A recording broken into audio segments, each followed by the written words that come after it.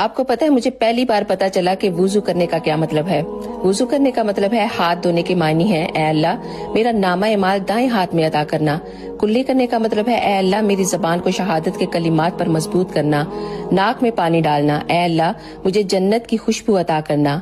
ناک کو صاف کرنا، اے اللہ مجھے زقوم کے درخت کی بدبو سے بچانا۔ اور چہرہ دھونا، اس کا مطلب ہے اے اللہ قیامت کے دن میرا چہرہ روشن فرمانا، جبکہ اس دن کچھ چہرے سیاہ ہوں گے اور کچھ سفید۔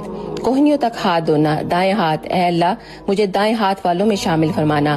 اور بایاں ہاتھ، اے اللہ مجھے بائیں جانب والوں سے محفوظ رکھنا۔ سر کا مسح کرنا، اے اللہ میری گردن کو جہنم سے آزاد کر دے اور مجھے ایمان والوں کی طرف گامزن رکھنا۔ پاؤں کو دھونا، اے اللہ میرے قدموں کو سیدھے راستے پر رکھنا۔ اور جو شخص بھی علم کو چھپاتا ہے تو قیامت والے دن وہ اس کے خلاف حجت بن جائے گا، اس لیے دوسروں کو بھی ضرور بتاؤ اور اس ویڈیو کو زیادہ سے